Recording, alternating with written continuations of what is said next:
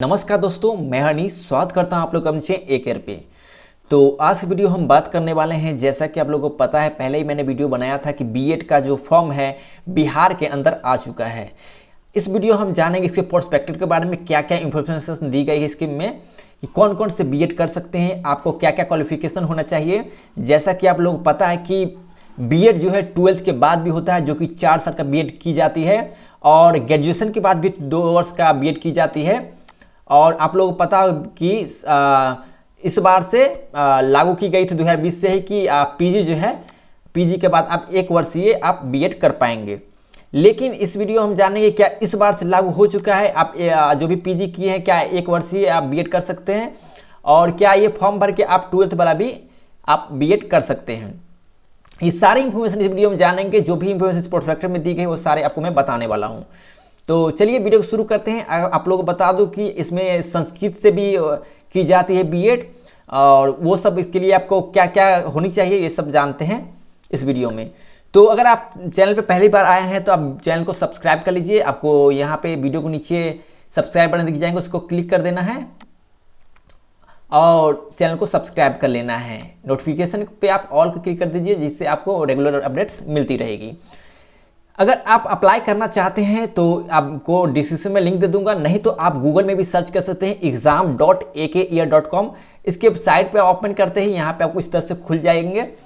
यहाँ पे आपको नीचे आनी है थोड़ी सी, और यहाँ पे दिख रहा होगा बीएड एंड शिक्षा शास्त्री कॉमन इंटेंस टेंस। यहाँ पे आपको 2023 वाले पे क्लिक करना है और इसको ओपन कर लेनी है। यहाँ पे सारे लिंक आपको मिल जाएंगे जो भी बीएड के साइट पे आपको अप्लाई करने के लिए चाहिए। यहाँ से आपको सबसे पहले रजिस्ट्रेशन लिंक मिलते हैं, जिसको आपको यहाँ पे इस तरह से फॉर्म आ जाएगा, इसको फिलअप कर लेंगे। जो कॉमन एकदम जो रजिस्ट्रेशन में होते हैं एकदम इजी है, जो भी फॉर्म भरना है वो भर के आपको सबमिट कर दीजिएगा। इसके बाद को आपको जो ईमेल दीजिएगा उस पर आपको ओटीपी जाएगा। उसके बाद यहाँ से एक्टिवेट करके दीजिएगा, यहाँ से अकाउंट पे एक्टिवेट क्लिक करके, तो इसी पेज पे एक्टिवेट का लिंक भी मिल जाएगा। उसके बाद लॉगिन करके आपको जो भी है आपको इन्फॉर्मेशन है भर दीजिएगा। अगर आपको इस फोटो बनाने में या आपको डॉक्यूमेंट बनाने में कोई दिक्कत हो रही है तो बोलिएगा, तो मैं उसका अलग से एक वीडियो बना दूंगा। तो चलिए आपको बता दूं कि इसमें क्या क्या डॉक्यूमेंट लगने वाले हैं, उसके बारे में इन्फॉर्मेशन बता दूं कि अगर आप अप्लाई करना चाहते हो क्या क्या डॉक्यूमेंट लगने वाले हैं, तो वो सब भी आपको मैं बताने वाला हूँ। तो चलिए, यहाँ से अप्लाई करना चाहते हैं या ऑफिशियल वेबसाइट पे जाना चाहते हैं तो यहाँ से ऑफिशियल वेबसाइट पे भी जा सकते हैं। यहाँ पे सारे लिंक है। प्रोस्पेक्टस डाउनलोड करना चाहते हैं, पढ़ना चाहते हैं तो यहाँ से आप डाउनलोड कर सकते हैं। जो भी आपका लिस्ट जानना चाहते हैं कि कौन कॉलेज में कौन सा कितना सीट है, कितना सरकारी कॉलेज है, कितना आप 25,000 में कर सकते हैं, कौन कौन से कॉलेज में आप 25,000 में कर सकते हैं, तो सारे इसमें इंफॉर्मेशन दी गई है। तो चलिए जानते हैं इस वीडियो में। सबसे प्रोस्पेक्टस के बारे में बात करते हैं। तो ये मेरा प्रोस्पेक्टस हो गया, जो कि जारी हो चुका था 19 तारीख को ही। और इसको हम नीचे आते हैं, सीधे चलते हैं इसके क्वालिफिकेशन पर कि आप लोग क्या क्या क्वालिफिकेशन होना चाहिए।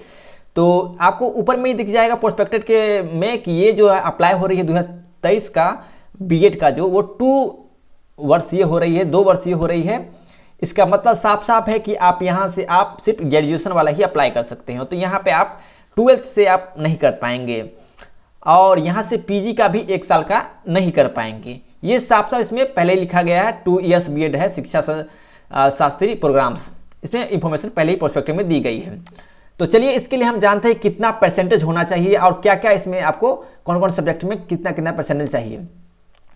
तो इसके डेट के बारे में बता रहे हैं, तो कब से कब अप्लाई होने वाली है, तो इसके बारे में प्रोस्पेक्टस में दी गई है। जैसे कि आप लोग दिख रहा होगा ऊपर में ही 20 फरवरी से लेके 15 मार्च तक इसकी अप्लाई चलने वाली है।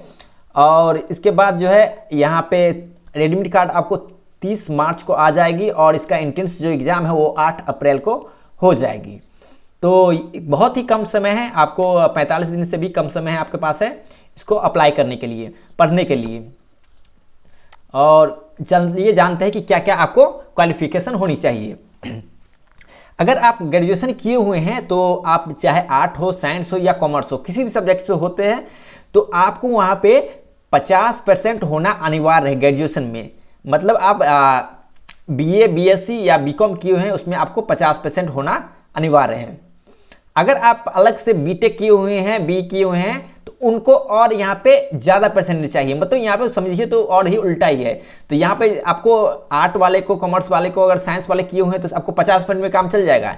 लेकिन आप बीटेक किए हुए हैं और बी किए हुए हैं, तो इसके लिए आपको 55% होनी चाहिए, उससे पहले से ज़्यादा परसेंट होनी चाहिए। और यहाँ बात करें हम संस्कृत सब्जेक्ट की, संस्कृत सब्जेक्ट में जो भी अगर आप करना चाहते हैं शिक्षा साथी से, तो उनको भी आपको ग्रेजुएशन जो है संस्कृत से होनी चाहिए। ये तो हुआ क्वालिफिकेशन की बात। अब हम बात करते हैं सरकारी कॉलेज में कितना पैसा लगता है और कौन कौन से कॉलेज में कितना कितना सीट है। तो इसके लिए आपको मैं जैसे ही मैंने आपको बताया था कि exam.acare पर जाना है वेबसाइट पे, जो कि आपको मैं डिस्क्रिप्शन में लिंक दिया था जिस तरह से जाने के लिए, और गूगल में सर्च कर भी जा सकते हैं।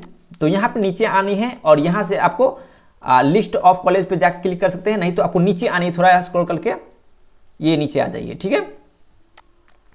यहाँ पे आपको जो भी आपका एरिया में आ रहा है, आप आ रहे हैं, वहाँ से आप सब कॉलेज देख लीजिए, जो भी कॉलेज आपके पास में है वहाँ से सेलेक्ट कीजिए।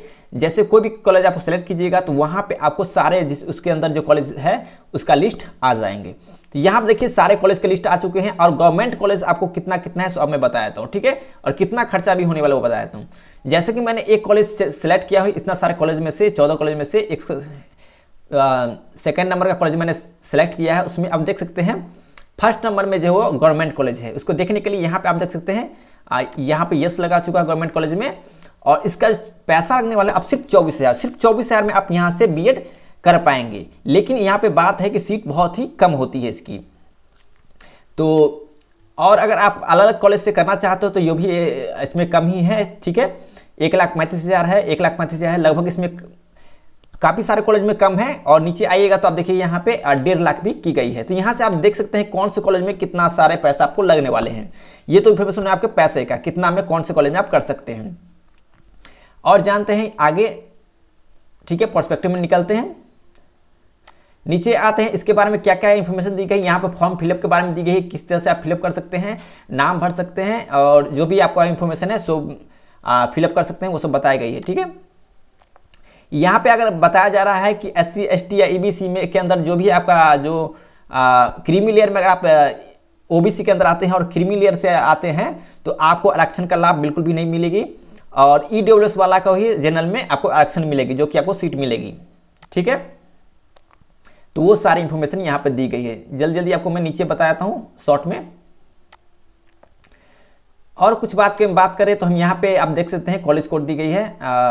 नीचे आते हैं, हम इसके कितने कितने नंबर के एग्जाम होने वाले उसके बारे में हम बात कर लेते हैं। आपका जो एग्जाम होने वाले है 120 नंबर को होने वाली है इसमें, और अगर आप इंग्लिश लेते हैं तो उसका 15 नंबर लिया जाएगा। अगर आप संस्कृत से करना चाहते हैं तो उसका भी 15 नंबर लीजिएगा। इस दोनों सब्जेक्ट का अलग अलग आपको क्वेश्चन पेपर दिखे जाएंगे, ठीक है। आप जिसमें से आपको एग्जाम देना है उसमें से आप एग्जाम दे सकते हैं, ठीक है। तो 15 नंबर आप या तो इंग्लिश ले लीजिए या आप संस्कृत से कर लीजिए, जो से आपको करना है इससे कर सकते हैं। तो 15 नंबर इधर से हो जाएगा। फिर आप हिंदी आपको 15 नंबर से पूछे जाएंगे, और लॉजिकल रीजनिंग से आपको 25 नंबर पूछे जाएंगे, और जनरल अवेयरनेस से 40 नंबर। उसके बाद जो है टीचर लर्निंग इसमें से आपको 25 नंबर पूछे जाएंगे। ये सब सब्जेक्ट है जहाँ से आपको 120 नंबर के क्वेश्चन पूछे जाएंगे। अब बात करते हैं पासिंग के लिए कितना मार्क्स होनी चाहिए। तो यहाँ पे अगर आप आरक्षित नहीं है तो आपको यहाँ पे 35% चाहिए, 120 में से आपको 42 नंबर आना चाहिए। अगर आप SC ST OBC या EBC BC के अंदर आते हैं तो आपको वहाँ पे 30% होनी अनिवार्य है, जो कि 36% है। अगर आप EWS के अंदर भी आते हैं तो उनको भी आप 30% लाना अनिवार्य है, 36 नंबर, ठीक है। तो आप जनरल से भी है तो कोई चिंता की बात नहीं है, आप वहाँ पे 30% ला सकते हैं। EWS के अंदर आप आते हैं तो आपको बता दो कि जो लोगों को 8 लाख से कम आए हैं वो अप्लाई कर सकते हैं EWS से, आज वो भी OBC से, दोनों तरफ से आप अप्लाई कर सकते हैं। यहाँ पे इसके पैसे के बारे में बात करें, कितना खर्चा हो जाता है आपको ऑनलाइन अप्लाई के लिए। तो अगर आप जनरल से आते हैं तो यहाँ से आपको 1,000 रुपये लगने वाली है। अगर आप SC ST से आते हैं तो 500 रुपये लगने वाले हैं। OBC BC या EWS से आते हैं तो 750 रुपये लगने वाली है। तो अगर आप जनरल से आते हैं या EWS से अप्लाई करना चाहते हैं, आप सर्टिफिकेट जरूर बना लीजिएगा, ठीक है। तो तभी आपको मान्यता दी जाएगी।